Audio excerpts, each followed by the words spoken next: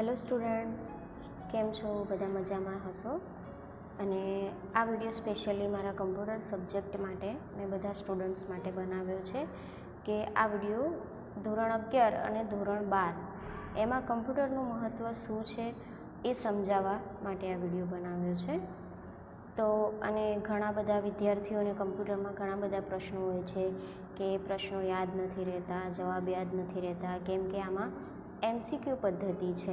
તો હવે કેવી રીતે હાઈએસ્ટ માર્ક્સ સ્કોર કરી શકાય એના માટે છે આ વસ્તુ. તો આપણે ટોપ 10 ટ્રિક્સ છે જે અહીંયા મેં વાત કરી છે.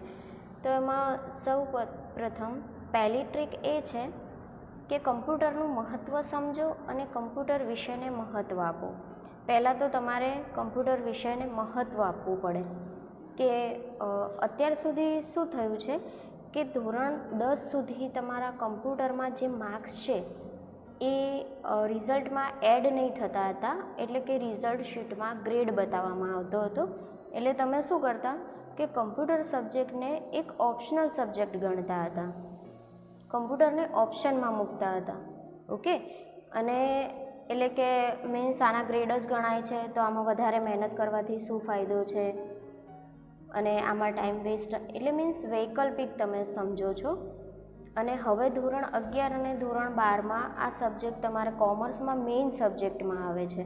મેઇન સબ્જેક્ટ એટલે તમારા માર્ક્સ રિઝલ્ટ શીટમાં એડ થાય છે.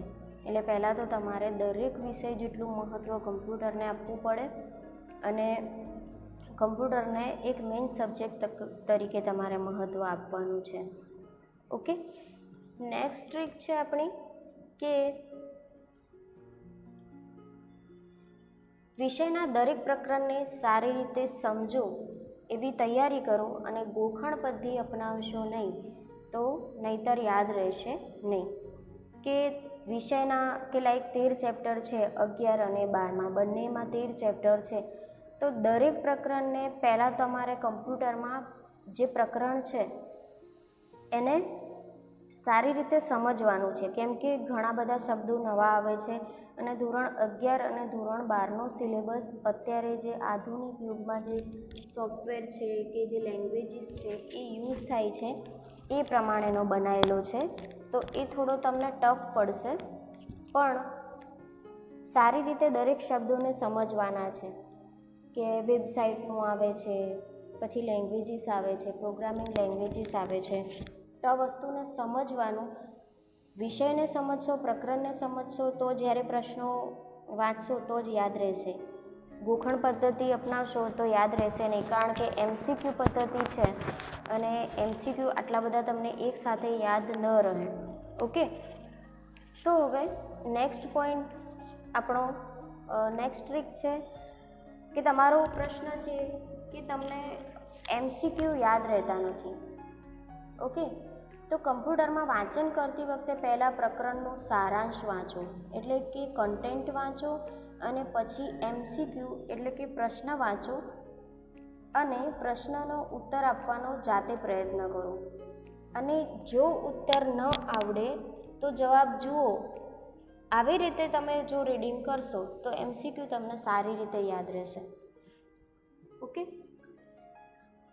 કે શું કરવાનું, પહેલું પ્રકરણ છે તો એનો દરેક બુકના એક પોઈન્ટ વાંચી લેવાના, પછી એ પોઈન્ટ્સ વાંચ્યા પછી તમારે MCQ વાંચવાનું છે. અને હવે જો તમે કન્ટેન્ટ વાંચ્યો હશે તો તમને MCQનો જવાબ આવડવાનો જ છે. તો તમે આવી રીતે તૈયારી કરશો તો તમને MCQ યાદ રહેશે નહીં. બાકી તમે ડાયરેક્ટ MCQ વાંચો એ એક પ્રકારની ગોખણ પદ્ધતિ જ કહેવાય કે તમે ગોખતા હો, બરાબર, અને ગોખેલું ક્યારેય યાદ ન રહે.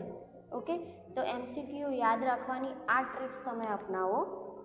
નેક્સ્ટ ટ્રીક છે કે સ્વાધ્યાયના પ્રશ્નો ખાસ તૈયાર કરી લેવા, અને પ્રશ્નોમાંથી આ પ્રશ્નો પૂછાવાની શક્યતા વધુ હોય છે. કે જે સ્વાધ્યાયના પ્રશ્નો હોય છે એ તમારે ખાસ તૈયાર કરી લેવાના. મેક્સિમમ મીન્સ આમાંથી 1-2 પ્રશ્નો પૂછાવાની શક્યતા હોય જ છે. કમ્પ્યુટરની બુકમાં સ્વાધ્યાયના પ્રશ્નો દરેક પ્રકરણ વાઇઝ બહુ નથી આપેલા કે 10 MCQ છે આખા ચેપ્ટર વાઇઝ, પછી 15, એટલે બહુ જ ઓછા આપેલા છે. પણ તો પણ તમારે બરાબર તૈયાર કરી લેવાના, મીન્સ એ બરાબર ગોખી નાખવાના. હવે નેક્સ્ટ ફિફ્થ ટ્રીક છે કે ઘણા પ્રશ્નોના જવાબમાં આપેલ તમામ, જ્યારે તમે MCQ વાંચો ને ત્યારે નીચે આપેલ તમામ, પછી અમુક વાર એવું હોય કે A અથવા B, A અથવા C, B અથવા C, તો આવા જે વિકલ્પો હોય એ ખાસ કરીને એમાં જવાબ એ જ આવતો હોય, બરાબર. તો જ્યારે તમને આ પ્રશ્નના જવાબમાં જ્યારે તમે શ્યોર ના હો તો આપેલ તમામ A અથવા B અથવા C એ ટીક કરી કાઢો, પણ તો પણ એકવાર ચકાસી લો કે તમે શ્યોર હો તો જ જવાબ ટીક કરવો.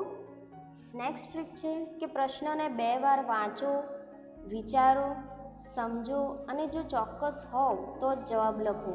કેમ કે કમ્પ્યુટર વિષયમાં MCQ પદ્ધતિ હોવાથી જો એકવાર તમે OMR શીટમાં વર્તુળ ભરી દીધું તો એમાં તમે કોઈ પણ ફેરફાર કરી શકશો નહીં. 12માવાળા લોકોને 11માની એક્ઝામ્સ આપી છે એટલે એ લોકોને અનુભવ છે જ કે MCQમાં OMR શીટમાં જો અગર તમે બાય મિસ્ટેક તમે એક રાઉન્ડ કરી લીધું છે તો તમે બીજું રાઉન્ડમાં વ્હાઇટનર કરીને કે કેન્સલ કરીને તમે એ જવાબ કેન્સલ કરી શકશો નહીં, એ એલાઉડ નથી. OMR શીટમાં એકદમ ક્લીન રીતે એક જ વર્તુળ હોવું જોઈએ. કોઈ પણ પ્રકાર વ્હાઇટનર યુઝ તમે ના કરી શકો, કે પેન્સિલથી સર્કલ ના કરી શકો, કે વર્તુળને કેન્સલ ના કરી શકો, એકસાથે 2 વર્તુળ પણ ભરી ના શકો. આમાં તમને 0 માર્ક્સ મળશે, બરાબર.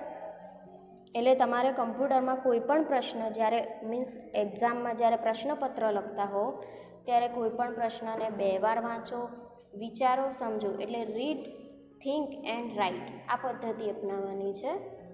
નેક્સ્ટ 7 ટ્રીક છે કે સ્ટુડન્ટ હેલ્પ ગાઈડ.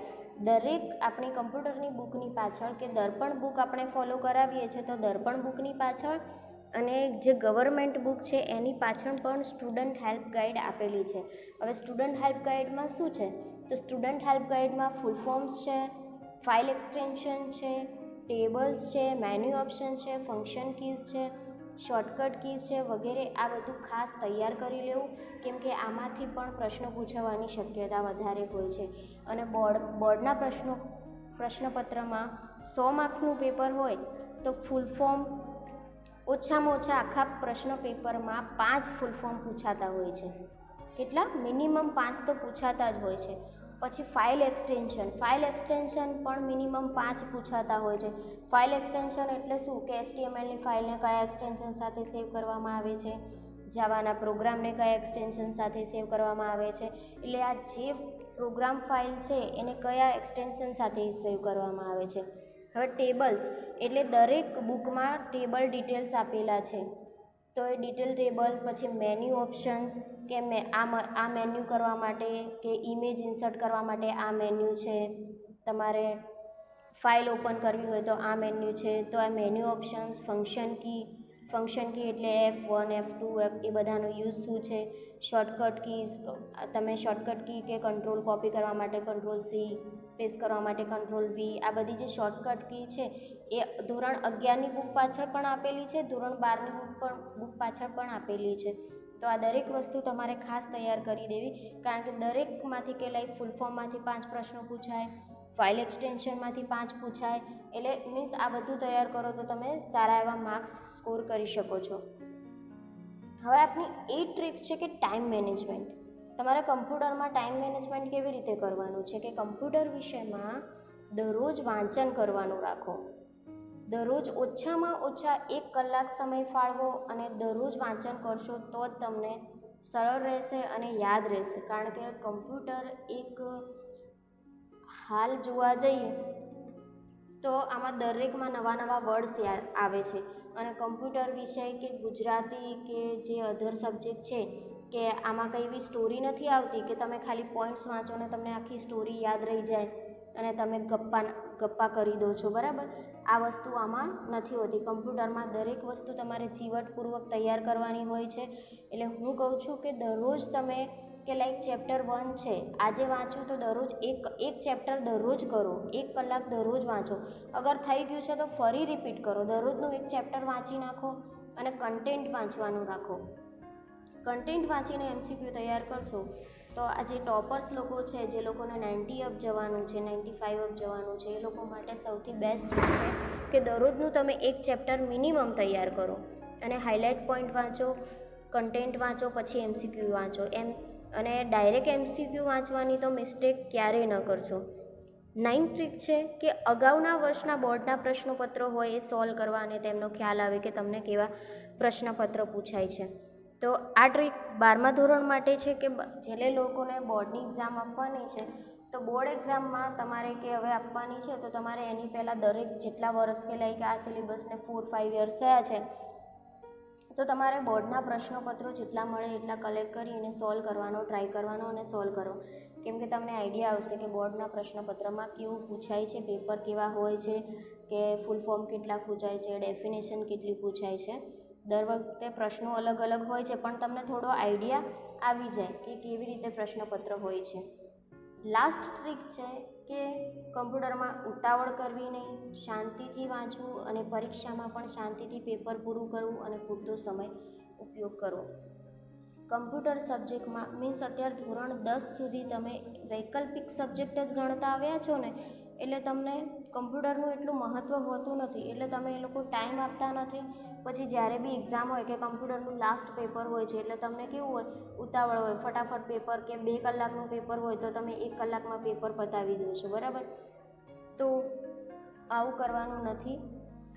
જે સમય આપેલો છે એ પૂરતો સમય યુઝ કરવાનો છે અને એ પ્રમાણે જ પેપર લખવાનું છે. અને વાંચન કરતી વખતે બી ફટાફટ વાંચશો તો કમ્પ્યુટરમાં યાદ રહેશે ને. દરેક શબ્દને સમજીને વાંચવાનું છે અને શાંતિથી દરરોજ મિનિમમ 1 કલાક શાંતિથી વાંચન કરવાનું. બસ હવે આટલી આપણી ટોપ 10 ટ્રિક્સ છે. આ ફોલો કરશો તો આઈ એમ શ્યોર કે જે લોકો ટોપર છે એ લોકોને ટોપ કરવામાં વધારે યુઝફુલ થશે અને જે લોકો મીડિયમ છે એ લોકોને પણ પ્રોબ્લેમ નહીં થાય. આ રીતે વાંચન કરશો તો જ કમ્પ્યુટરમાં સારા